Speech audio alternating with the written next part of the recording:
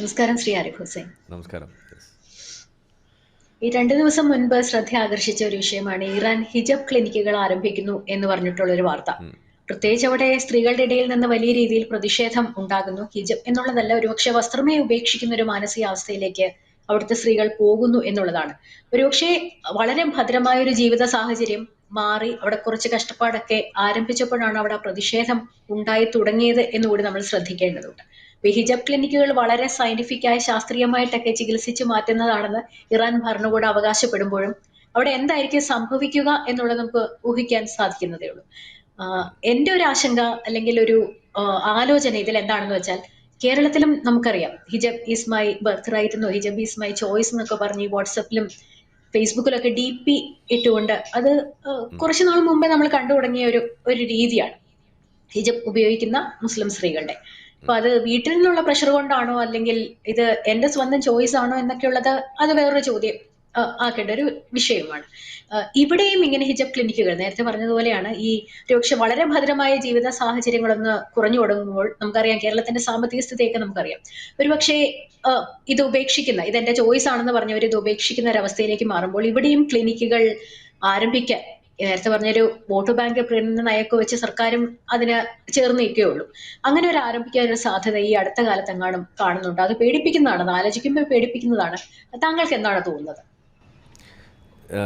എനിക്ക് ചോദിക്കാനുള്ളത്, നിങ്ങളോട് ആരാ പറഞ്ഞ് അങ്ങനെയുള്ള ക്ലിനിക്കുകൾ ഇവിടെ ഇല്ലയെന്ന്? ഇത് ഓൾറെഡി ഇവിടെ ഉണ്ട്. ഇന്ത്യയിൽ, കേരളത്തിൽ ഇവിടെ ഉണ്ട്. ഓക്കെ, ഇതുണ്ട് എന്നും ഇവിടെയുള്ള ഓരോ മുസ്ലിം വീടുകളിൽ നടക്കുന്ന കാര്യങ്ങൾ ഈ താലിബാൻ ചെയ്യുന്ന കാര്യങ്ങൾ, ഈ ഇറാൻ ചെയ്യുന്ന കാര്യങ്ങളാണ് എന്നും, അപ്പോൾ താലിബാൻ ചെയ്യുന്ന കാര്യങ്ങളെ നിങ്ങൾ വിലയിരുത്തിക്കൊണ്ട് നിങ്ങൾ എന്താ പറയുക, താലിബാൻ എന്ന് പറയുന്നത് ഒരു ഭീകരവാദ കൂട്ടമാണ്, വളരെയധികം റിഗ്രസീവാണ്, അത് അവിടുത്തെ ആളുകളുടെ ജീവിതം വലിയ പ്രശ്നം ഉണ്ടാക്കുന്നു, അല്ലെങ്കിൽ ഇറാൻ എന്ന് പറയുന്നത് ഒരു ഇസ്ലാമിക് റെജീം എന്ന് പറഞ്ഞ രീതിയിൽ നോക്കുമ്പോൾ ഒരു ഭീകരവാദ സംഘടന പോലെയാണ് എന്നൊക്കെ നിങ്ങൾക്ക് വിലയിരുത്താൻ കഴിയുന്നുണ്ടല്ലോ, ഇല്ലേ? ഒരു ബുദ്ധിമുട്ടുമില്ല. ഇതേ സംഗതികൾ താലിബാൻ ചെയ്യുന്നതായാലും ഇറാൻ ചെയ്യുന്നതായാലും അതുപോലെയുള്ള സംഘടനകൾ ചെയ്യുന്ന ഓരോ കാര്യം നിങ്ങളെടുത്തിട്ട് നിങ്ങൾ പരിശോധിക്കുക. മുസ്ലിങ്ങളുടെ വീടുകളിൽ എന്താ നടക്കണേ എന്നുള്ളത്. മുസ്ലിങ്ങളുടെ വീടുകളിൽ ഹിജാബ് ഇടാത്തവരെ അടിക്കുന്നു, അത് നിർബന്ധപൂർവ്വം ഇടിയിക്കുന്നു, അത് ഇടാൻ വേണ്ടി സമ്മതിക്കാത്ത ആളുകൾ അതിനെതിരെ ഡിഫൈ ചെയ്ത് ഇങ്ങനെ ഇത് മഹസാമീനിയൊക്കെ എന്താണോ ചെയ്തത്, അല്ലെങ്കിൽ അതിന് ശേഷം നടന്ന കാര്യങ്ങൾ എന്താണോ കണ്ടത്, അതുപോലെ അതിന് പ്രൊട്ടസ്റ്റ് ചെയ്യുന്ന ആളുകളെ ഈ വീടുകളിലുള്ള ബാപ്പമാരും ഉമ്മമാരും കൊണ്ടുപോയിട്ട് സൈക്കോളജിസ്റ്റിനെ കാണിക്കുന്നു. ഇവൾക്ക് എന്തോ കുഴപ്പമുണ്ട് എന്ന് പറഞ്ഞിട്ട് അവിടെ കാണിക്കുന്നു. സൈക്കോളജിസ്റ്റിൻ്റെ അടുത്ത് പോണത് പിന്നെ പോട്ടേന്ന് വെക്കാം. ചിലപ്പോൾ ഇതിന് മുന്നേ മിക്കവാറും കൊണ്ടുപോകുന്നത് എവിടെയാണ്? അവരെ കൊണ്ടുപോകുന്നത് മറ്റേ ഏർവാടിയിൽ, നാഗൂർ, ഇതുപോലുള്ള സ്ഥലങ്ങളിലൊക്കെ കൊണ്ടുപോയിട്ട് ഇവർക്ക് പിശാച് കയറിയതാണ് എന്നും പറഞ്ഞിട്ട് മന്ത്രി ചൂതുന്നു, തുപ്പൽ വെള്ളം കൊടുക്കുന്നു. ഇതൊക്കെ ചെയ്ത് ചികിത്സിച്ച് മാറ്റാൻ വേണ്ടിയിട്ട് ഇവിടെ കൊണ്ടു നടക്കുന്ന കുടുംബങ്ങളാണ് ഇവിടുത്തെ മുസ്ലിം കുടുംബങ്ങൾ. അപ്പോൾ ഈ ഇറാനിൽ നടക്കുന്ന കാര്യങ്ങൾ ഇന്ത്യയിൽ, കേരളത്തിൽ മുസ്ലിം കുടുംബങ്ങളിൽ നടക്കുന്നു എന്നത് മനസ്സിലാക്കിയ ഒരു മുസ്ലിം കുടുംബത്തിൽ ജനിച്ച് വളർന്ന ഒരു എക്സ് മുസ്ലിം ആയൊരു വ്യക്തി എന്നുള്ള രീതിയിൽ ഞാനിത് പോസ്റ്റിൽ എഴുതും, ഞാൻ എൻ്റെ വീഡിയോയിൽ പറയും. എന്താ ഞാൻ പറഞ്ഞത്? ഓരോ മുസ്ലിം വീടും ഓരോ തീവ്രവാദ സംഘടനയാണ്. ആ തീവ്രവാദ സംഘടനയുടെ ഭാഗമായിട്ടുള്ള പ്രവൃത്തികളിൽ ആ മുസ്ലിം വീടുകളിൽ അതിൻ്റെ ദുരിതം അനുഭവിക്കുന്ന ആരാണ്? ആ വീടുകളിലെ പെൺകുട്ടികളാണ്, ആ വീടുകളിലെ സ്ത്രീകളാണ്, ആ വീടുകളിലെ മതം ഉപേക്ഷിച്ചവരാണ്, ചിന്തിക്കുന്നവരാണ് എന്ന് ഞാൻ പറഞ്ഞപ്പോൾ ഇതെടുത്ത് വെച്ചിട്ടാണ് എനിക്കെതിരെ കേസ് കൊടുത്തിരിക്കുന്നത്. മുസ്ലിങ്ങളൊക്കെ തീവ്രവാദികളാണ്, മുസ്ലിം വീടുകളൊക്കെ തീവ്രവാദ സംഘടനകളാണ് എന്ന് ഇങ്ങനെ പറഞ്ഞു, ഇന്ന വീഡിയോയിൽ പറഞ്ഞു എന്നൊക്കെ പറഞ്ഞ് ഹൈക്കോടതിയിൽ കേസ് നടക്കുകയാണ്, മതനിന്ദ നടത്തിയെന്നും പറഞ്ഞിട്ട്. ഇതാണ് നമ്മളുടെ അവസ്ഥ. ഇതിനെതിരെ ഞാൻ ബെയിൽ ആപ്ലിക്കേഷൻ കൊടുത്തിരിക്കുകയാണ്. അതിൻ്റെ പ്രോസസ്സ് അവിടെ നടന്നുകൊണ്ടിരിക്കുന്നു. അപ്പോൾ നമ്മൾ സമൂഹത്തിൽ നടക്കുന്നൊരു കാര്യം അതിൽ ജനിച്ച് വളർന്ന ഒരു വ്യക്തി എന്നുള്ള രീതിയിൽ പോലും നമുക്ക് പറയാൻ സാധിക്കുന്നില്ല. അങ്ങനെ പറഞ്ഞ വ്യക്തിയെ ഇവിടെ വേട്ടയാടാൻ വേണ്ടിയിട്ട് ജഡ്ജിമാർ പോലും കൂട്ടു നിൽക്കുന്നു. ഇതാണ് കാണുന്നത്. അപ്പോൾ സമൂഹത്തിൽ നടക്കുന്ന പലതരം വിഷയങ്ങൾ, ഇപ്പോൾ സിർക്കംസിഷൻ സംബന്ധിച്ചിട്ടുള്ള വിഷയം, ഇവിടെ കുട്ടികൾ മരിക്കുന്നു അത് ചെയ്തിട്ട്. ഇവിടെ എവിടെയെങ്കിലും അതിനെതിരെ അന്ധവിശ്വാസം പ്രചരിപ്പിച്ചു, അന്ധവിശ്വാസം നടത്തിയതിൻ്റെ പേരിൽ അവർക്കെതിരെ നടപടി എടുക്കണമെന്ന് പറഞ്ഞിട്ട് ഗവൺമെൻറ് ഇവിടെ എവിടെയെങ്കിലും ഇറങ്ങി തിരിച്ച് നിങ്ങൾ കണ്ടിട്ടുണ്ടോ? അതേസമയം നിങ്ങളൊരു മറ്റേതെങ്കിലും ഒരു സംഗതി, ഇപ്പോൾ കഴിഞ്ഞ ദിവസം തീയിൽ വീണിട്ട് ഒരു കുട്ടിക്ക് പൊള്ളലേറ്റു, ഈ അഗ്നി നടത്തുന്ന ഒരു പരിപാടി ഉണ്ടല്ലോ, അത് നടത്തിയിട്ട് അപ്പോഴേക്കും അതിൽ പോലീസ് ഇടപെടുന്നു, അവരെ അന്ധവിശ്വാസ നിയമത്തിൻ്റെ പേരിൽ പല കാര്യങ്ങൾ പറഞ്ഞു വെക്കുന്നു, നിയമം കൊണ്ടുവരണമെന്ന് പറയുന്നു, ഇങ്ങനെ പോവാണ്. പക്ഷേ ഈ സുന്നത്ത് കർമ്മം അത് ചെയ്തു എന്നതിൻ്റെ പേരിൽ 69 ദിവസം പ്രായമായ കുട്ടി മരിച്ചിട്ട് അതിനെതിരെ ആ അറസ്റ്റ് ചെയ്യുന്നു അല്ലെങ്കിൽ അയാൾക്കെതിരെ നിയമ നടപടി എടുക്കുന്നു എന്നുള്ളതിനപ്പുറത്തേക്ക് ഇതൊരു അന്ധവിശ്വാസമാണ്, ഇത് കുട്ടികളുടെ ബാലാവകാശത്തിന് മേലുള്ള കൈകടത്തലാണ് എന്ന് പറഞ്ഞുകൊണ്ട് ഇറങ്ങിത്തിരിക്കാൻ ഇവിടുത്തെ സർക്കാരിനാവുന്നില്ല. അപ്പോൾ നിങ്ങൾ ചോദിക്കുന്ന ചോദ്യം സർക്കാർ ഇതൊക്കെ തുടങ്ങുമെന്നാണ്. ഞാൻ പറയുന്നത് തുടങ്ങേണ്ട കാര്യമില്ല, ഇത് ഓൾറെഡി ഇവിടെ ഉണ്ട്. സർക്കാർ ഇതിന് മൗന സമ്മതം കൊടുത്തുകൊണ്ടിരിക്കുകയാണ്. ഇതെല്ലാം ഇവിടെ നടക്കുന്നുണ്ട്. ഇത്തരം പരാതികൾ ഇപ്പോൾ കഴിഞ്ഞ ദിവസം കൂടി നമ്മളെ ചാനലിൽ ഒരു പരിപാടി നടത്തുന്നുണ്ട്, ഒരു കോയ കോളിംഗ് എന്ന് പറഞ്ഞിട്ട്. അപ്പോൾ അതിന് വേണ്ടിയിട്ട് ഈ മുസ്ലിങ്ങളായിട്ടുള്ള ആളുകൾക്ക് വിളിക്കാൻ വേണ്ടിയിട്ട് ഒരു നമ്പർ പബ്ലിഷ് ചെയ്തിട്ടുണ്ട്. അപ്പോൾ ആ നമ്പറിലേക്ക് വിളിക്കുന്ന കൂട്ടത്തിൽ പലരും മുസ്ലിം സ്ത്രീകൾ വിളിക്കും. അവർ വിളിച്ചിട്ട് പറയുന്നത് എന്താണ്, അവരുടെ വീടുകളിൽ മുസ്ലിങ്ങളായിരിക്കെ അവർ നമ്മളോട് പറയണത്, ഇത് പുറത്ത് പറയാൻ കഴിയില്ല, പക്ഷേ ഇത് ആരോടെങ്കിലും പറയണല്ലോ, നിങ്ങൾ അറിയണമല്ലോ എന്ന് വിചാരിച്ചിട്ട് പറയുന്നു എന്ന് പറഞ്ഞ് നമ്മളോട് പറയുന്ന കാര്യമാണ് അവരുടെ വീടുകളിൽ നടക്കുന്ന ഇത്തരത്തിലുള്ള തീവ്രവാദ പ്രവർത്തനങ്ങൾ. അപ്പോൾ തീവ്രവാദം എന്ന് പറയുമ്പോൾ ബോംബ് പൊട്ടിക്കലോ അല്ലെങ്കിൽ പള്ളയ്ക്ക് കത്തി കയറ്റലോ മാത്രമല്ല, ഇതും തീവ്രവാദം തന്നെയാണ്. മതം അടിച്ചേൽപ്പിക്കുക എന്നത് ഒരു തീവ്രവാദ പ്രവർത്തനമാണ്. താലിബാൻ അവിടെ ചെയ്യുന്നതല്ലേ, ഇറാൻ അത് ചെയ്യുന്നത് അവിടെ അതല്ലേ, സൗദി ചെയ്തിരുന്നത് അതല്ലേ. സൗദി ഇന്നത് മാറ്റിയല്ലേ ചെയ്തു. സൗദിയിൽ ഇന്നിപ്പോൾ നമ്മൾ കണ്ടു, അവിടെ ജെനിഫർ ലോപ്പസൊക്കെ വന്ന് നിന്നിട്ട് ഡാൻസ് കളിക്കുന്നത് നമ്മൾ കാണുകയാണ്. പ്രതീകാത്മകമായിട്ട് തൻ്റെ ശരീരത്തിലുള്ള ഒരു രോമക്കുപ്പായം, ഒരു ഹിജാബ് ഉരി വലിച്ചെറിയുന്ന ആ ഒരു രൂപത്തിലുള്ള കാര്യം വരെ നമ്മൾ കാണുകയാണ്. ഇസ്ലാമിൻ്റെ പുകയാണ് അവിടെ സൗദി അറേബ്യയിൽ നമ്മൾ കണ്ടുകൊണ്ടിരിക്കുന്നത്, കരിഞ്ഞ കട്ടപ്പുക. അപ്പോൾ നമ്മൾ ആലോചിക്കുന്നത്, അങ്ങനെ ഒരു പ്രശ്നമുണ്ടെന്ന് തിരിച്ചറിഞ്ഞ് അതിൽ നിന്ന് പുറത്തേക്ക് കടക്കുന്ന ഒരു വലിയ സമൂഹം മിഡിൽ ഈസ്റ്റിൽ ഉണ്ടാവുന്നു. ഇറാൻ എന്ന് പറയുന്ന രാജ്യം തന്നെ മൊത്തത്തിലെടുത്ത് നോക്കുകയാണെന്നുണ്ടെങ്കിൽ 60% ആളുകൾക്ക് മതവിശ്വാസം ഇല്ലയെന്ന് അവിടെ കണക്കുകൾ സൂചിപ്പിക്കുന്നു. ഇസ്ലാമിൽ നിന്ന് പുറത്തുപോയി. അങ്ങനെ പുറത്തുപോയതിൻ്റെ ഭാഗമായിട്ട് അവിടെ റൺ ചെയ്തിരുന്ന പള്ളികളിൽ എംപ്ലോയ് ചെയ്യപ്പെടുന്ന മുക്രിമാർക്കും ഉസ്താദുമാർക്കും ഒക്കെ പൈസ കൊടുക്കാൻ പിരിച്ച് ആളുകൾ പൈസ കൊടുക്കാതായിട്ട് അവർക്ക് ശമ്പളം കൊടുക്കാൻ പറ്റാതായപ്പോൾ പള്ളി പരിപാലിക്കാൻ പറ്റാതെ 50,000 പള്ളികൾ പൂട്ടി എന്നും പറയുന്നിടത്താണ് ഇതുപോലുള്ള സാധനങ്ങൾ വെച്ചുകൊണ്ട് ബാക്കി കൺട്രോൾ അതെങ്കിലും അവിടെ നിലനിർത്താൻ വേണ്ടിയിട്ട് അവർ ഇത്തരം നിയമങ്ങൾ കൊണ്ടുവരുന്നത്. ഈ ഹിജാബിൻ്റെ നിയമം മാത്രം പറയണമെങ്കിൽ ഇത് മറ്റൊരു നിയമത്തിൻ്റെ ഒരു വശം കൂടിയാണത്. അതായത് ഈ ഇറാനിലൊരു നിയമമുണ്ട്, ഹിജാബ് ആൻഡ് ചാസ്റ്റിറ്റി ലോ എന്നാണ് അതിന് പറയുക. എന്ന് വെച്ചാൽ ഹിജാബ് എന്ന് പറയുന്ന വിഷയത്തെ അത് ചേർത്ത് വെക്കുന്നത് ചാരിത്രം എന്ന് പറയുന്ന ഒരു സംഗതിയുമായിട്ട് തന്നെയാണ്. അതുകൊണ്ടാണ് ഹിജാബ് ഇടാത്ത ഒരു മുസ്ലിം സ്ത്രീ അല്ലെങ്കിൽ ഹിജാബ് ഇട്ട് നടന്നിരുന്ന ഒരു മുസ്ലിം സ്ത്രീ തിങ്കളാഴ്ച ഹിജാബ് ഇടുന്നു, ചൊവ്വാഴ്ച ആ പെൺകുട്ടി മനസ്സിലാക്കുകയാണ് ഇത് ഒരു സിമ്പിൾ ഓഫ് ഓപ്പറേഷനാണ്, ഇതൊരു റിലീജിയസ് സിമ്പിളാണ്, ഇത് അടിമകളെയും സ്വതന്ത്ര സ്ത്രീകളെയും വേർതിരിച്ച് കാണാൻ വേണ്ടിയിട്ട് ഇസ്ലാമിൽ വന്നിട്ടുള്ള ഒരു മതചിഹ്നമാണ് എന്നൊക്കെ മനസ്സിലാക്കിയിട്ട് ചൊവ്വാഴ്ച അത് മനസ്സിലാക്കുന്നു. ബുധനാഴ്ച മുതൽ ആ മുസ്ലിം പെൺകുട്ടി ഹിജാബ് തലേന്ന് ഊരി നടക്കുകയാണെന്നുണ്ടെങ്കിൽ തിങ്കളാഴ്ച ഉത്തമയായ മുഅ്മിനയായി എന്നൊക്കെ അറിയപ്പെട്ടിരുന്ന ആ സത്യവിശ്വാസി ബുധനാഴ്ച വിളിക്കപ്പെടുക വേശ്യ എന്നാണ്. ഇതാണ് ഇസ്ലാമിലെ കാഴ്ചപ്പാട്. ഇത് പറയുമ്പോൾ അത് ചേർത്ത് വെച്ചിട്ട് തന്നെയാണ് ആ നിയമത്തിൻ്റെ പേര് പോലും, ഹിജാബ് ആൻഡ് ചാസ്റ്റിറ്റി ലോ എന്നാണ് അതിൻ്റെ പേര് തന്നെ. അപ്പോൾ ആ നിയമത്തെ ആ രീതിയിൽ മനസ്സിലാക്കിയ ആളുകൾ, അതിൻ്റെ കീഴിൽ ജീവിക്കുന്ന ആളുകളാണ് അതിനെ വലിച്ചെറിയാൻ വേണ്ടിയിട്ട് ശ്രമിക്കുന്നത്. അതുകൊണ്ടാണ് അതിൻ്റെ ആ ഡിഫയൻസ്, അതിനോടുള്ള എതിർപ്പ് ഇതുപോലെ വലുതാവുമ്പോൾ അതൊരു രോഗമായിട്ട് കണക്കാക്കിയിട്ട് വീടുകളിൽ ആരും ചെയ്യുന്നില്ല. കാരണം എന്താണ്, മുസ്ലിം വീടുകൾ അവിടെ മുസ്ലിം വീടുകളല്ല ഇറാനിൽ. ഇപ്പോൾ നമ്മുടെ നാട്ടിലെ മുസ്ലിം വീടുകളായി തീവ്രവാദ കൂട്ടങ്ങളെ പോലെ നിൽക്കാൻ ഇറാനിലെ മുസ്ലിം വീടുകൾ തയ്യാറല്ല. അപ്പോൾ പിന്നെ അത് ആര് ചെയ്യും?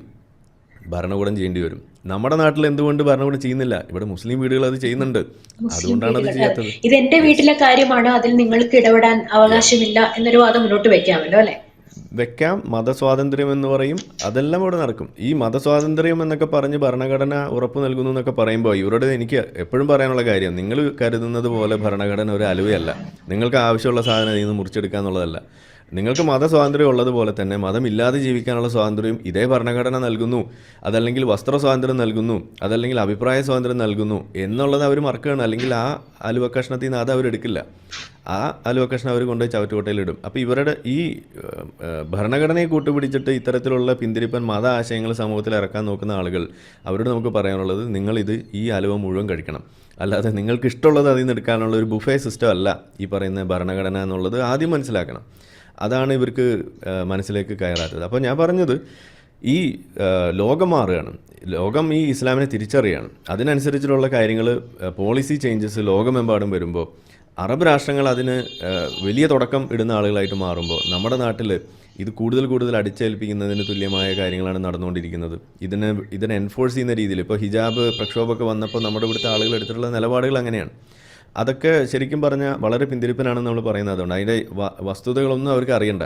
അത് സംഖ്യയെ അടിക്കാനൊരു വടി കിട്ടി എന്നും പറഞ്ഞുകൊണ്ട് പറയേണ്ട കാര്യങ്ങൾ പറയാതിരിക്കുന്ന കാഴ്ചയാണ് നമ്മളിവിടെ കാണുന്നത്. നമ്മൾ ഹിജാബ് എന്ന് പോലും പറയാറില്ല, കാരണം അങ്ങനെ ഒരു ബഹുമാനം പോലും അർഹിക്കുന്ന ഒരു തുണിക്കഷ്ണം അല്ല അത്. നമ്മളതിന് പച്ചയ്ക്ക് എക്സ് മുസ്ലിം എന്നുള്ള രീതിയിൽ നമ്മളതിനെ വിളിക്കാറുള്ളത് അപ്പിക്കുപ്പ എന്നാണ് ഉള്ളത് പറയാലോ. അങ്ങനെ വിളിക്കുന്നത് കാരണം അതിൻ്റെ പശ്ചാത്തലം, അത് ഇസ്ലാമിക പശ്ചാത്തലം പരിശോധിച്ച് കഴിഞ്ഞാൽ കൃത്യമായിട്ട് നിങ്ങൾക്ക് കാണാം ഇത് വന്നത് അങ്ങനെയാണ്. എന്നുവെച്ചാൽ അറേബ്യയിൽ ആ 6-ാം നൂറ്റാണ്ടിൽ നല്ല ഒരു ശൗചാലയം ഉണ്ടായിരുന്നു എന്നുണ്ടെങ്കിൽ ഈ ഹിജാബ് ഇസ്ലാമിൽ ഉണ്ടാകില്ലായിരുന്നു എന്നതാണ് ഇതിൻ്റെ ആകത്തുക. ഇത് നമ്മൾ മുസ്ലിങ്ങളെ അറിയണ്ടേ, മുസ്ലിങ്ങളെ അറിയിക്കണ്ടേ? ആ ബാധ്യത ഏതായാലും രാഷ്ട്രീയക്കാർ എടുക്കില്ല, അതേതായാലും മതം പ്രചരിപ്പിക്കുന്ന ആളും എടുക്കില്ല. പിന്നെ ആരെടുക്കുക? അത് എക്സ് മുസ്ലിങ്ങളല്ലേ എടുക്കുള്ളൂ. അവരല്ലേ ഇത് തുറന്നു പറയുള്ളൂ. അവരെ ഇത് പറയാൻ അനുവദിക്കുന്നുണ്ടോ? ഇല്ല.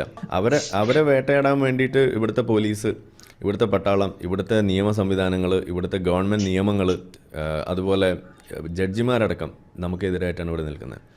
അപ്പോൾ സത്യത്തിൽ നാഷണൽ സെക്യൂരിറ്റി, നമ്മളുടെ പൊതുവായിട്ടുള്ള ഇത്തരം കാര്യങ്ങൾ, ആളുകളുടെ സിവിൽ റൈറ്റ്സിലേക്കുള്ള കൈകടത്തലുകൾ, മതം നടത്തുന്ന കൈകടത്തലുകൾ, ഇതിനെക്കുറിച്ചൊക്കെ ബോധവാനാണോ നിങ്ങൾ ആദ്യം ചെയ്യേണ്ട പണി എന്ന് പറയുന്നത് ഈ ബ്ലാസ്ഫമി നിയമങ്ങൾ എടുത്തു കളയുക എന്നുള്ളതാണ്. അത് എടുത്ത് കളഞ്ഞാൽ സ്വാഭാവികമായിട്ട് നിങ്ങൾക്ക് ഈ ഹിജാബിനെതിരെയുള്ള ഫൈറ്റൊക്കെ വളരെ ഈസി ആയിട്ട് സ്ത്രീകൾക്ക് ഇവിടെ കൈകാര്യം ചെയ്യാൻ കഴിയും. എന്നുവെച്ചാൽ അവർക്ക് സ്വന്തം മതത്തിലെ വിഷയങ്ങൾ പോലും വീടുകളിലെങ്കിലും ചർച്ച ചെയ്യാൻ കഴിയും. ഇന്ന് അതുപോലും നടക്കുന്നത്. നമ്മൾ ജനാധിപത്യ രാജ്യമാണെന്നൊക്കെ പറയുമെങ്കിലും ഈ ജനാധിപത്യവും അല്ലെങ്കിൽ ഈ മത സ്വാതന്ത്ര്യവും ഇത്തരത്തിലുള്ള അടിസ്ഥാന ഹ്യൂമൻ റൈറ്റ്സ്, ഇതൊന്നും തന്നെ കോൺസ്റ്റിറ്റ്യൂഷണൽ റൈറ്റ്സ് പോലും സ്വന്തം വീടുകളിൽ എടുക്കാൻ കഴിയാത്ത അവസ്ഥയുണ്ട്. മുസ്ലിം വീടുകളിൽ എടുക്കാൻ കഴിയാത്ത അവസ്ഥയുണ്ട്. അതാ പറയുന്നത്, ഓരോ മുസ്ലിം വീടും ഓരോ താലിബാനാണ്, ഓരോ ഇറാൻ റെജീമാണ് അവിടെ നടന്നുകൊണ്ടിരിക്കുന്നത്. ആ വീടുകളിലെ വാപ്പമാർ അല്ലെങ്കിൽ അവിടുത്തെ ആങ്ങളമാരെന്ന് പറഞ്ഞു കഴിഞ്ഞാൽ റയീസി ഇരിക്കുന്ന പോലെയാണ് ഇരിക്കുന്നത്. അതായത് ഇറാൻ്റെ പരമോന്നത ആയത്തുള്ള ഖൊമേനി ഇരിക്കുന്ന പോലെയാണ് ഇരിക്കുന്നത്. ഇതാണ് അവിടുത്തെ പ്രശ്നം. അപ്പോൾ നമ്മൾ പറയുന്നത് ഇതാണ്, കേരളത്തിൽ അല്ലെങ്കിൽ നമ്മുടെ നാട്ടിൽ ഇതൊന്നും തുടങ്ങേണ്ട കാര്യമില്ല. ഇതൊക്കെ ഓൾറെഡി ഇവിടെ വീടുകളിൽ നടക്കുന്ന കാര്യമാണ്. ഇവിടുത്തെ ഗവൺമെൻറ്സും ബാക്കി നിയമം നടപ്പിലാക്കേണ്ട ഇതൊക്കെ തടയാൻ ബാധ്യസ്ഥരായിട്ടുള്ള ആളുകൾ ഇതിനെല്ലാം മൗനസമ്മതം കൊടുത്തുകൊണ്ടിരിക്കുകയാണ്. നമ്മളെ അത് വിളിച്ച് പറയുന്ന വിസിൽ ബ്ലോവേഴ്സ് ആയിട്ടുള്ള നമ്മളെ വേട്ടയാടുകയും കൂടിയാണ് ഇവിടെ ചെയ്തുകൊണ്ടിരിക്കുന്നത്. ഇത് നമ്മൾ സമൂഹം തിരിച്ചറിയണം. ഏതെങ്കിലുമൊക്കെ ഘട്ടത്തിൽ ചിലപ്പോൾ നമ്മളൊക്കെ അകത്ത് പോയിന്ന് വരെ വരാം, ഇങ്ങനെയുള്ള വിഷയങ്ങൾ തുടർന്ന് പറഞ്ഞു എന്നുള്ളതിൻ്റെ പേരിൽ. അപ്പോൾ അന്നൊക്കെ ഈ മാധ്യമങ്ങളുടെ സപ്പോർട്ട് നമുക്ക് വേണമെന്നാണ് എനിക്കിവിടെ ഈ ഒരു ഘട്ടത്തിൽ പറയാനുള്ളത്. കാരണം ഇത് വളരെ ഗൗരവമായി മാധ്യമങ്ങൾ എത്രത്തോളം സപ്പോർട്ട് ചെയ്യും എന്നുള്ളതും ഒരു വിഷയമാണല്ലേ. കാരണം ഇതുപോലുള്ള വാർത്തകൾ പുറത്തു പറയാൻ പോലും മടിക്കുന്ന മാധ്യമങ്ങളാണ്. ഈ ഇറാനിൽ ഇപ്പോൾ സംഭവിച്ചുകൊണ്ടിരിക്കുന്നത് എത്രത്തോളം പ്രാധാന്യം മലയാള വാർത്താ മാധ്യമങ്ങൾ കൊടുക്കുന്നു എന്നുള്ളത് സംശയമാണ്. ഈ ഇതെല്ലായിടത്തും ഇല്ലേ എന്ന് ചോദിച്ചാൽ ഒരു കാര്യം, അത് വളരെ കറക്റ്റാണ്. കാരണം ഒന്ന് ആലോചിച്ചാൽ മതി, ഇറാനിലെ വിഷയം വെച്ചുകൊണ്ട് നമ്മളുടെ മീഡിയ വൺ, മുക്കാൽ മീഡിയയിൽ എവിടെയെങ്കിലും ഒരു അടുപ്പ് കൂട്ടി ചർച്ച നിങ്ങൾ കണ്ടിട്ടുണ്ടോ? മഹ്സ അമീനിക്ക് സംഭവിച്ചത് എന്ത് എന്ന് ചോദിച്ചിട്ട് എത്ര പ്രശ്നമാണ് അവിടെ അല്ലെങ്കിൽ ഇപ്പോൾ ഈ നിയമത്തെക്കുറിച്ച് ഹിജാബ് ആൻഡ് ചാസ്റ്റിറ്റി ലോ, ഇവിടെ ജസ്ലാം ആടശ്ശേരിയൊക്കെ കുറിച്ച് നിങ്ങൾ കേട്ട് കാണും. ജസ്ലാം ആടശ്ശേരി ഒരു മുസ്ലിം പെൺകുട്ടിയായിരിക്കെ ഡാൻസ് കളിച്ചു എന്നുള്ള പേരിൽ ഹിജാബ് ഇട്ടിട്ടില്ല, മീൻസ് ഒരു അയഞ്ഞ ഹിജാബ് ഇട്ടു എന്നും പറഞ്ഞുകൊണ്ട് ആ ജസ്ലയെ വിളിച്ചത് വേശ്യാന്നാണ്. അതാണ് നമ്മളിവിടെ കണ്ടത്. അപ്പോൾ എവിടുന്നാണ് ആ വാക്ക് വരുന്നത്? അപ്പോൾ ആളുകൾ, മുസ്ലിങ്ങൾ പോലും പറയും, അങ്ങനെ വിളിക്കാൻ ഇസ്ലാം പഠിപ്പിക്കുന്നില്ല എന്ന്. ഇസ്ലാമിലെ കൃത്യമായ അധ്യാപനമാണ്, നിങ്ങൾ ഹിജാബ് ഇട്ടിട്ടില്ല എന്നുണ്ടെങ്കിൽ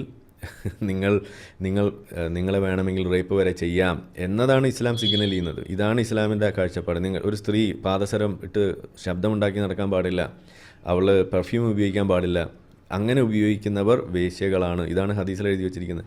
ഇതാണ് നമ്മൾ മതത്തിൻ്റെ കാഴ്ചപ്പാടായിട്ട് അവിടെ പറഞ്ഞു വെച്ചിട്ടുള്ളത് എന്ന് നമ്മൾ വിളിച്ചു പറയുന്നത്. ഇത് സാധാരണ മുസ്ലിങ്ങൾക്ക് അറിയില്ല. അപ്പോൾ ഈ കാഴ്ചപ്പാട് ഇവിടെ ഉണ്ട്. അപ്പോൾ ഇതൊന്നും, അതുകൊണ്ട് തന്നെയാണ് ഇത്തരം മാധ്യമങ്ങൾ ഇവിടെ ചർച്ചയാക്കാത്തത്. കാരണം ഇത് പറഞ്ഞു കഴിഞ്ഞാൽ ഇതിലെ മതം അവിടെ ചർച്ചയാകും. ഇപ്പോൾ ഇസ്രായേൽ, നമ്മളുടെ ഹമാസ് വിഷയം പോലും അവിടെ ചർച്ചയാകുന്നത് ശ്രദ്ധിച്ചാൽ കാണാം. അതിലും മതത്തെ സംരക്ഷിച്ചുകൊണ്ടുള്ള വർത്തമാനങ്ങളെ പറയുന്നുള്ളൂ. അതുകൊണ്ടാണ് ഈ വിഷയം തീരാത്തത് പോലും. എന്നാൽ ഇന്നിപ്പോൾ ആളുകൾ കുറേയും കൂടി തിരിച്ചറിഞ്ഞു, സോഷ്യൽ മീഡിയയും അതുപോലുള്ള വിഷയങ്ങളൊക്കെ വന്നതുകൊണ്ട് ഇവർ പറഞ്ഞില്ലെങ്കിലും നാട്ടുകാർ അറിയുന്നൊരവസ്ഥ ഉണ്ട്.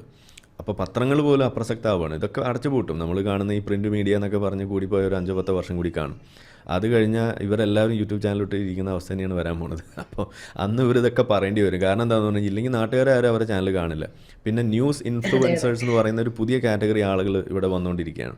ന്യൂസ് ചാനൽസ് അല്ല ഇനി ഇവിടെ ഉണ്ടാവാൻ പോകുന്നത്, ന്യൂസ് ഇൻഫ്ലുവൻസേഴ്സാണ്. അപ്പോൾ ഓരോ വ്യക്തിക്കും അവരുടെ ഒരു ഡൊമൈൻ ഫിക്സ് ചെയ്തിട്ട് അതിനകത്തുള്ള കാര്യങ്ങൾ കൂടുതൽ പറയാൻ പറ്റും. ഇപ്പോൾ നമ്മളൊക്കെ ചെയ്യുന്ന അതാണ്. ഇപ്പോൾ എൻ്റെ ഒരു ഡൊമൈൻ എന്ന് പറയുന്നത് നാഷണൽ സെക്യൂരിറ്റി, ഇതുപോലെ ഈ മത തീവ്രവാദം, ഇസ്ലാമുമായി ബന്ധപ്പെട്ട കാര്യങ്ങൾ, അത് ഉണ്ടാക്കുന്ന സെക്യുലറൈസേഷൻ ഉണ്ടാക്കുന്ന തടസ്സങ്ങൾ, ഡെമോക്രസിക്ക് ഉണ്ടാക്കുന്ന പ്രശ്നങ്ങൾ, ഇതാണ് നമ്മളുടെ ഏരിയ. അത് നമ്മൾ കൂടുതൽ പറയുന്ന ഒരു ന്യൂസ് ഇൻഫ്ലുവൻസറായിട്ട് മാറുകയാണ്. പതിയെ ആ ഒരു ലെവലിലേക്കാണ് പോവുക. അപ്പോൾ നേരത്തെയൊക്കെ നമ്മൾ രാഷ്ട്രീയ നിരീക്ഷകൻ എന്നൊക്കെ പറയുന്നതൊക്കെ മാറും. അപ്പോൾ എന്ന് പറഞ്ഞ മാതിരി ഓരോ ആളുകൾക്ക് അങ്ങനെ ഒരു റോള് വരുമ്പോൾ പത്രങ്ങൾ, ചാനലുകളൊക്കെ അപ്രസക്തമാവുകയാണ് ചെയ്യുക. അതാണ് ഇവിടെ സംഭവിക്കുന്നത്. അത് മുൻകൂട്ടി കണ്ട് നിങ്ങളെപ്പോലുള്ള ആളുകൾ ഇറങ്ങുന്നത് വളരെ നല്ല കാര്യം എന്നേ ഞാൻ പറയുള്ളൂ. അതിൽ വലിയൊരു സാധ്യത അവിടെ കിടപ്പുണ്ട്. ഈ CA വിഷയത്തില് നമുക്കറിയാം, ഈ ഫിലിം ഇൻഡസ്ട്രിയിൽ തന്നെ ആ തട്ടിക്കൂട്ട സമരത്ത്, കുട്ടികളൊക്കെ വിട്ട സമരത്തിലൊക്കെ റെവല്യൂഷൻ ഈസ് ഹോം ഗ്രോൺ എന്നൊക്കെ പറഞ്ഞ് പോസ്റ്റ് ഇട്ട ചലച്ചിത്ര താരങ്ങളെ നമുക്കറിയാം. പക്ഷെ ഇറാന്റെ വിഷയത്തിൽ അവിടെ ഒന്നും കേട്ടില്ല, അങ്ങനെ പ്രതികരണം ഒന്നും കേട്ടില്ല. ഞാൻ നേരത്തെ പറയാൻ വന്നത് ഇത് മുൻപ് വിഷയത്തിലുമില്ല, തീർച്ചയായിട്ടും ഇല്ല, അത് കാണുന്നതേ ഇല്ല എന്നുള്ളതാണ്. അപ്പോ ഇതെല്ലായിടത്തും ഇല്ല എന്ന് ചോദിച്ചാൽ ഈ ഒറ്റപ്പെട്ട ചില ഈ പറഞ്ഞ പോലെ 6-ാം നൂറ്റാണ്ടിൽ വണ്ടി കിട്ടാത്ത പിന്തിരിപ്പൻ സ്വരങ്ങളൊക്കെ എല്ലായിടത്തും ഉണ്ട്. അപ്പൊ ഞാനൊരു ചാനൽ അവതാരികയായിരുന്ന സമയത്ത് ഷോൾ ഇട്ടുകൊണ്ട് വാർത്ത വായിക്കണം, അല്ലെങ്കിൽ കുടുംബമായിട്ടൊന്നും കാണാൻ സാധിക്കില്ല എന്ന് ആ ഒരു ലേഡി അംഗസിനോട് മുഴുവൻ പറഞ്ഞ ഒരു വ്യക്തിയുണ്ട്. പേര് ഞാൻ പറയുന്നില്ല. പക്ഷെ ആ ഒറ്റപ്പെട്ട സ്വരത്തിനെ പ്രതിരോധിക്കാൻ ഒരുപാട് സ്വരങ്ങൾ വന്നുള്ളത് വളരെ ആശ്വാസമുള്ള കാര്യമാണ്. പിന്നെ ഈ ലിപ്സ്റ്റിക് ഇട്ട് പുറത്തോട്ട് പോകുന്നതിനൊക്കെ ഒരുപക്ഷെ എതിർപ്പുകൾ എല്ലാ സമുദായങ്ങളിൽ നിന്നും ചില വീടുകളിൽ നിന്നൊക്കെ ഉണ്ടാകുന്നുണ്ട്. പക്ഷെ അതൊക്കെ വളരെ ചെറിയ സ്വരങ്ങളാണ്, ഒറ്റപ്പെട്ട സ്വരങ്ങളാണ് എന്നുള്ളതാണ് ആശ്വാസം. അത് നമ്മൾ കാണേണ്ടത്. ഇപ്പോൾ തീവ്രവാദത്തെക്കുറിച്ച് പറയുമ്പോഴായാലും ഇതുപോലുള്ള വിഷയങ്ങൾ പറയുമ്പോഴായാലും ആളുകൾ അങ്ങനെ ഒരു കമ്പാരിസൺ നടത്തും. ഇപ്പോൾ വ്യക്തികളെ കൊല്ലുന്നു, അതിപ്പോൾ മറ്റു മതങ്ങൾ കൊല്ലുന്നില്ലേ എന്നാണ് ചോദിക്കുക. ജോസഫ് മാഷെ കൈവെട്ടുന്നു, വേറെ ആരും കൊല്ലുന്നില്ലേ, ഇത് ഹിന്ദുക്കൾ ചെയ്യുന്നില്ല, അല്ലെങ്കിൽ ഈ പറയുന്ന മറ്റേ സംഘപരിവാർ ചെയ്യുന്നില്ലേ, ഇതാണ് അവർ ചോദിക്കുക. നമ്മൾ അവരോട് പറയുന്നത്, ഇപ്പോൾ ഈ വേഷത്തിൻ്റെ കാര്യമാണെങ്കിലും പറയുന്നത്, ഹിന്ദു മതത്തിൽ എവിടെയാണ് അങ്ങനെ ഒരു രീതിയിൽ പറഞ്ഞുകൊണ്ട്, അതായത് നിങ്ങൾ അങ്ങനെ ധരിച്ചില്ല എന്നുണ്ടെങ്കിൽ നിങ്ങളെ വേശ്യകളായിട്ട് ഉപമിക്കുന്ന ഒരു രീതി, അത് ഇന്നും അത് നിലനിൽക്കുന്നു എന്ന ഒരു കൺസിഡറേഷനിൽ ആ മത നിയമത്തെയാണ് ഉയർത്തിപ്പിടിക്കേണ്ടത് എന്ന ഒരു അധ്യാപനം, അത് ഹിന്ദു മതത്തിൽ എവിടെയാണ്? അത് ക്രിസ്ത്യാനിറ്റിയിൽ എവിടെയാണ്? ഇസ്ലാമിൽ അതുണ്ട്. അതാണ് നമ്മൾ പറയുന്നത്. ഇനി ഈ ജോസഫ് മാഷ് കൈ വെട്ടുന്നത് ഖുറാനിലെ ഒരു സൂക്തത്തിൻ്റെ അടിസ്ഥാനത്തിലാണ്. ഓക്കെ, അതായത് ആ വെട്ടാൻ പോയ ആളുകൾക്ക് ജോസഫ് മാഷോട് ഒരു വിരോധമില്ല. പക്ഷെ ജോസഫ് മാഷ് ഒരു തെറ്റ് ചെയ്തു. ആ തെറ്റിനുള്ള പ്രായശ്ചിത്തം, ആ തെറ്റിനുള്ള ശിക്ഷയാണ് ഈ 5:33 എന്ന് പറയുന്ന ഖുറാനിലെ സൂക്തം നടപ്പിലാക്കാൻ വേണ്ടി പോയത്. അതായത് മുഹമ്മദ് നബി അള്ളാഹുവിനെ വിമർശിച്ചാൽ, അതുപോലെയുള്ള കാര്യങ്ങൾ കുഴപ്പമുണ്ടാക്കുന്ന ലെവലിലുള്ള കാര്യങ്ങൾ ചെയ്താൽ അവർക്കുള്ള ശിക്ഷ എന്താണ്? കുറേ കാര്യങ്ങൾ പറയുന്നുണ്ട്. അവരെ വധിക്കുക, കുരിശിലേറ്റുക, നാട് കടത്തുക. അക്കൂട്ടത്തിൽ പറയുന്ന സാധനമാണ് കൈകാലുകൾ വിപരീത ദിശയിൽ നിന്ന് വെട്ടിക്കളയുക. ഇതല്ലേ ജോസഫ് മാഷ് ചെയ്തത്? ഇതാണ് നമ്മൾ പറയുന്നത്. ഇതെവിടെയാ മറ്റു മതങ്ങൾ? ഇപ്പോൾ ഗൗരി ലങ്കേഷിനെ കൊന്നു എന്ന് പറയുന്നു, അതല്ലെങ്കിൽ ഇപ്പോൾ റിയാസ് മൗലവിയെ കൊന്നു എന്നൊക്കെ ഇവർ പറയുന്നത് കേൾക്കാം. അപ്പോൾ നമ്മൾ ചോദിക്കുന്നത് എവിടെയാണ്, ഏത് കിതാബിൻ്റെ റൂൾ അനുസരിച്ചിട്ടാണ് അവർ വന്നത് ചെയ്തത്? എവിടെയാണ് അത്തരത്തിലുള്ള ഒരു അധ്യാപനം കിടക്കുന്നത്? അപ്പോൾ നിങ്ങൾ ഈ കമ്പയർ ചെയ്യുമ്പോൾ, ഇപ്പോൾ വേഷവിധാനം പറയുമ്പോൾ അതാണ് ഇസ്ലാമിൽ പറയുന്നത്, ഇത് വേശ്യകളാണ്, അല്ലെങ്കിൽ അതുകൊണ്ട് നിങ്ങളിത് ഇടണം എന്നാണ് പറയുന്നത്. ഇനി അത് മാത്രമല്ല, കുറേ കൂടി സ്പെസിഫിക്കാണ്. എന്ന് വെച്ചാൽ ഇത് അടിമകൾ ഇടാൻ പാടില്ല, ഹിജാബ് എംപവർമെൻ്റ് ആണ്, വസ്ത്ര സ്വാതന്ത്ര്യമാണെന്ന് ഇവർ പറയുമ്പോൾ നമുക്ക് ഇവരോട് ചോദിക്കാനുള്ളത്, ഹിജാബ് ഇട്ട അടിമ സ്ത്രീയായ ആ പെൺകുട്ടിയെ ഹിജാബ് ഇട്ട നിലയിൽ കണ്ടപ്പോൾ ഉമർ എന്ന് പറയുന്ന നമ്മളുടെ ഉമർ ബിൻ ഖത്താബ് വന്നിട്ട് എന്താ ചെയ്തത്? നീ അടിമയല്ലേ, നിന്നെ ആരെങ്കിലും ഫ്രീ ആക്കിയോ? ഇല്ല എന്ന് പറയുന്നു. പിന്നെ എന്തിനാണ് നീ ഹിജാബ് ഇട്ട് നടക്കുന്നത്? നീ എന്തിനാണ് സ്വതന്ത്ര സ്ത്രീകളെ പോലെ നടക്കുന്നത്? മര്യാദയ്ക്ക് ഊരടി എന്ന് പറഞ്ഞപ്പോൾ ആ പെൺകുട്ടി പേടിച്ച് വിറച്ചിങ്ങനെ മടിച്ചു നിന്നു. അപ്പോൾ ഊരാൻ ആവശ്യപ്പെട്ടിട്ട് ഊരാതെ നിന്ന ആ പെൺകുട്ടിയുടെ തലയിൽ നിന്നും കയ്യിലിരുന്ന ചാട്ടവാറ് കൊണ്ട് അടിച്ച് അത് ഊരിച്ച് ലോകത്തെ ആദ്യത്തെ സംഖ്യ ആര് എന്ന് ചോദിച്ചു കഴിഞ്ഞാൽ അത് സാക്ഷാൽ ഉമർ ബിൻ ഖത്താബാണ്. ഇതാണ് ഇസ്ലാമിലെ നിയമം. അപ്പോൾ ഇവർ ഈ പറയുന്ന സ്വാതന്ത്ര്യം അല്ലെങ്കിൽ ഈ എംപവർമെൻ്റ് എന്നൊക്കെ പറയുന്നത് അത് സ്വതന്ത്ര സ്ത്രീകൾക്ക് മാത്രമാണ്. അടിമ സ്ത്രീകൾക്ക് മാറുപോലും മറയ്ക്കാൻ പാടില്ല എന്നാണ് ഇസ്ലാമിൻ്റെ നിയമം. ഇതാണ് ഇവിടെ ഇരിക്കുന്നത്. അപ്പോൾ ഈ തരത്തിലുള്ള കാര്യങ്ങൾ വെച്ചിട്ടാണ് മാറുമറയ്ക്കാൻ സൗകര്യം ഒരു അനുവാദമില്ലാതിരുന്ന ഒരു ഇന്ത്യൻ ജനതയുടെ ഉള്ളിലേക്ക് ഹിജാബ് വെച്ച് കൊടുത്തുകൊണ്ട് അവരെ എംപവർ ചെയ്തത് ഇസ്ലാമാണെന്നൊക്കെ പറയുമ്പോൾ അത് പള്ളി പറഞ്ഞാൽ മതി എന്ന് നമ്മൾ പറയുന്നതിൻ്റെ കാര്യം ഇതാണ്. അവരിതിനകത്ത് ഈ അലുവ മാതിരി അതിൽ ആവശ്യമുള്ള സാധനം മാത്രം എടുത്ത് ഇപ്പുറത്തുകൊണ്ട് ഫിറ്റ് ചെയ്യണം. ഇതിന് മുഴുവൻ എടുത്തു കഴിഞ്ഞാൽ ഇത് മൊത്തം പൊളിയും. കാരണം ഇവരിവിടെ മാറുമറയ്ക്കാൻ അനുവാദം കൊടുക്കുന്ന സമയം, ആ സമയത്ത് അവിടെ മക്കയിൽ അവിടെ ഹജ്ജിന് പോകുന്ന സമയത്ത് ഈ മക്കയുടെ ചുറ്റുമുള്ള ആ അങ്ങാടികളിൽ അടിമച്ചന്തകൾ ഓപ്പറേറ്റ് ചെയ്തിരുന്നു. ആ അടിമച്ചന്തയിൽ ഹജ്ജും കഴിഞ്ഞ് അസർസ്കാരം കഴിഞ്ഞ് പോയിട്ട് പെണ്ണുങ്ങളെ പോയി പിടിച്ചു നോക്കിയിട്ട് നല്ല അസൽ അടിമകളെ വാങ്ങിച്ചുകൊണ്ട് വരുന്ന കാഴ്ചയാണ് ഇവിടെ ഉള്ളത്. ഇവിടുത്തെ ഡോക്യുമെൻ്ററികളുണ്ട് അതിനെക്കുറിച്ച്. അപ്പോൾ അതുകൊണ്ട് ഇമാതിരി വാദമൊന്നും ഇങ്ങോട്ട് എടുക്കേണ്ടതെന്ന് നമ്മൾ പറയുന്നത് അതുകൊണ്ടാണ്. ഇത് നമ്മളിത് രണ്ടും കണ്ടിട്ട് മനസ്സിലാക്കിയിട്ടുള്ള ആളുകളായതുകൊണ്ടാണ്. ഇതാണ് നമ്മളോടുള്ള അവരുടെ ദേഷ്യം. Okay, okay, yes. കൂടുതൽ വാർത്തകളും വിശേഷങ്ങളും നിങ്ങളിലേക്ക് എത്താൻ ABC മലയാളം സബ്സ്ക്രൈബ് ചെയ്യുക, ബെൽ ബട്ടണും അമർത്തുക.